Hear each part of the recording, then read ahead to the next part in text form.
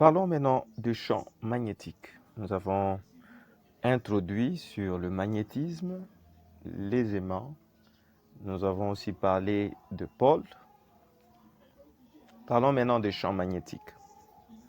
Un champ magnétique, c'est un espace invisible, cela veut dire qu'on ne peut pas voir autour d'un aimant ou d'un fil électrique à l'intérieur duquel les forces magnétiques peuvent exercer sur d'autres aimants ou sur des substances ferromagnétiques, de force magnétique.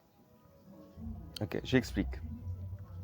C'est que quand vous avez un aimant, autour de cet aimant, il y a ce qu'on appelle un champ magnétique. C'est un espace limité que vous ne pouvez pas voir, mais que nous pouvons ressentir.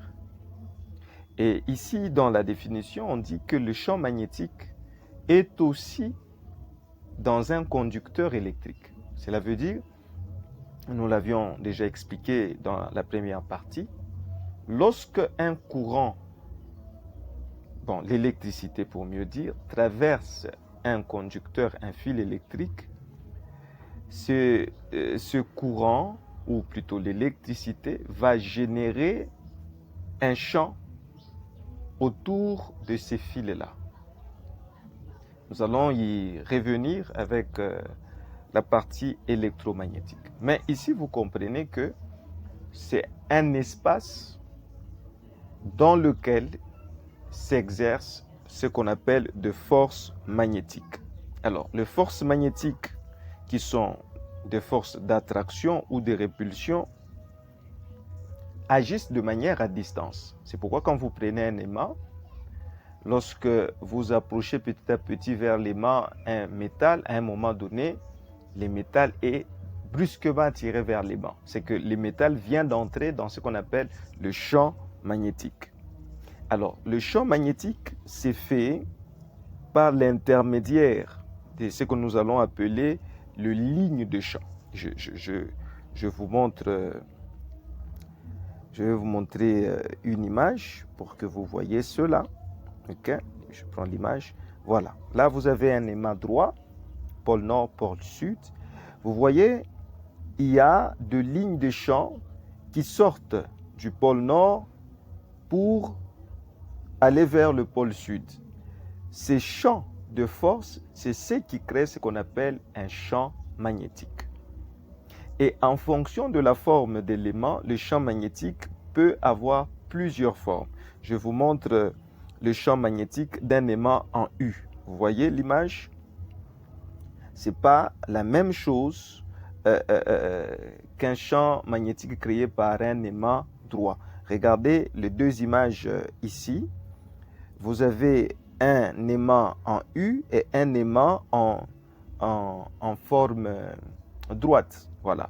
Leur champ n'a pas la même forme.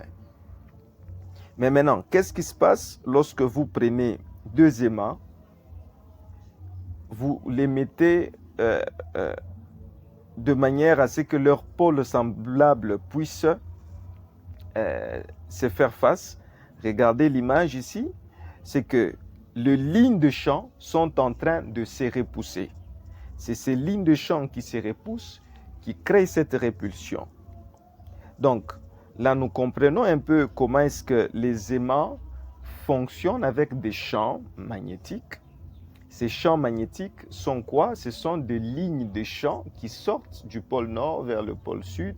C'est au travers de ces lignes de champ que va s'exercer ce qu'on appelle la force magnétique, avec laquelle nous allons apprendre à calculer. Rentrons dans notre cours. Voilà. Voilà, ça, ce sont les images des lignes de champ. Alors, on dit le champ magnétique autour d'un aimant droit. Voyons les schémas qui vont... Je pense que je vais vous envoyer le cours de manière... moi, je fais qu'expliquer. Je vous envoie le cours sous format PDF. vous suivez. Si vous avez des questions, vous posez directement. OK? Comment on va calculer maintenant le champ de force? Plutôt, comment va-t-on calculer le champ magnétique? Telle est la question. Comment on va calculer le champ magnétique? Alors, nous allons voir comment est-ce que nous déterminons le champ magnétique.